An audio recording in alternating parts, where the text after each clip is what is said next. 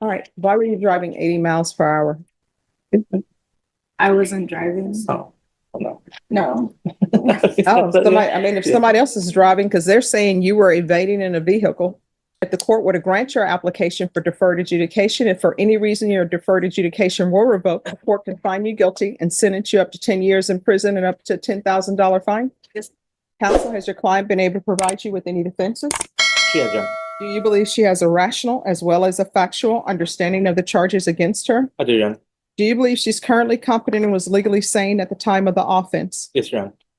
Has anyone threatened you, coerced you, or placed you in fear to get you to enter this plea? No, ma'am. Anyone promised you anything other than the plea? No. Are you satisfied with the way you've been represented? Yes, Your Honor. Are you a U.S. citizen? Yes, ma'am. Court will find that defendant has knowingly and voluntarily waived her right to jury trial. Did you review the plea bargain page with your attorney? Did you understand it? Yes, ma'am. According to the plea, punishment is to be assessed at a $1,500 fine. The state recommends deferred adjudication. Did you understand that to be the plea? Yes.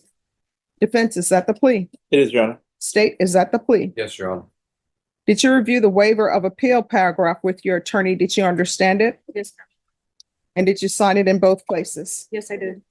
Did you understand by signing that you're waiving your right to appeal? The only items that can be appealed are written pretrial motions that have been filed, heard, and ruled upon by the court. Did you understand? Yes. Counsel, have there been any such motions? Yeah, Your Honor. Outside the agreement, the state is requesting that your deferred adjudication be for a term of 4 years. There be a TAP evaluation and 180 hours of community service restitution. Did you understand those are recommendations from the state and the court does not have to follow those recommendations? Yes, Your Honor. Then to the offenses charge, how do you plead? Guilty, not guilty, or no contest? No contest. State any evidence. And in Exhibit 1 and attachments, Your Honor. No Any- objection. All right, state, you may be excused. Thank you, Your Honor. Did you review the waiver and consent to stipulations of testimony and stipulations with your attorney? Yes, ma'am. Did you understand it and sign it in all the appropriate places? Yes, I did. Again, did you understand you have a right to jury trial, a right for you or your attorney to cross-examine and confront any witnesses the state will call in the right to remain silent? Yes, Your Honor. Did you understand that today the state will be presenting evidence in the form of witnesses' statements and police reports, but most importantly, there will be no live testimony? Did you understand? Yes, ma'am. Court will find that defendant has knowingly and voluntarily waived and consented to stipulation of testimony and stipulations. Court will accept into evidence states exhibits 1 and attachments and review the same. After reviewing states exhibits 1 and attachments, the court will find there is sufficient evidence to find you guilty. Court will defer finding the guilt as you applied for deferred adjudication. Are we proceeding with sentencing? Yes, Your Honor. Anything you wish to say on behalf of your client? Your Honor, I've spoken to the state about addressing the fine and community service. My client has a special needs client or a special needs child who's 7 years old, autism, nonverbal. That takes up a significant amount of her time. She also has a 3-year-old who's in the Head Start program. And she owns a small business where she does baking. We would like any help we can have on the fine and community service, Your Honor, considering the demands of her time with her child. All right. Why were you driving 80 miles per hour? I wasn't driving. Oh, no. No. Oh, if somebody else is driving, because they're saying you were evading in a vehicle. So if you want a jury trial, we'll give you a jury trial. State? She says she wasn't driving. Part of evading arrest, detention in a vehicle is you're the driver. According to the police report, it states that she was driving. Yes, Judge, we also have a dash cam video of it, of her getting out of the driver's seat. All right. They say there's a dash cam video of you getting out of the driver's seat. I was just a bit angry that night. Then why are you pretending as though you were not driving? I'm nervous. No, nervousness doesn't make you be dishonest. You told me that you were not driving. And now the state says they have a dash cam video of you actually getting out of the driver's seat. Mm-hmm. So why were you driving 80 miles per hour? I was just on edge that night. And I Why? was trying to get home. Why? Me and my boyfriend at the time were fighting. And is this Eduardo Ramirez? Yes. All right. So what time of the night was this?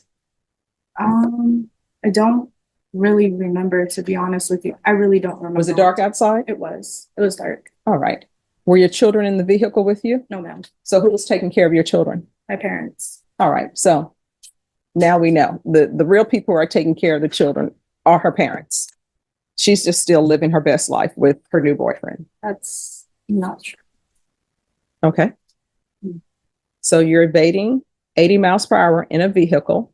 Your attorney says you have a special needs child plus you have a young child, and you're out for a joyride with Eduardo Ramirez. And you're speeding going 80 miles per hour in a 40-mile-per-hour zone. So I think counsel, she has time to do the community service because I think her parents are doing more than what's being presented to me. So do your parents babysit? Sometimes, yes. While you're running your bakery, where are you running your bakery from? At home.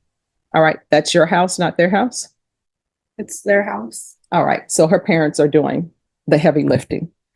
All right, it's going to be a $1,500 fine. That's going to be probated, 4 years deferred adjudication, 180 hours of community service restitution. I'm going to order parenting classes. Once she completes parenting classes, community service hours will be deemed satisfied. So, do you have all of your DBAs in order, or you're just baking from your home? And when people want a cake or... No, it's registered with the county. All right. Mhm. There's going to be regular reporting by Zoom or in person, regular random UAs, proof of employment within 30 days. There's to be no employment as a home health care provider or with minors. If you're drug tested today, what will the results be? Negative.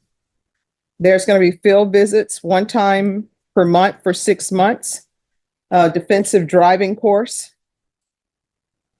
And there's to be no contact with Eduardo Ramirez. The only issue with that is that as of now is her husband. I believe they're going through a divorce, but there might be the need for contact to resolve that divorce.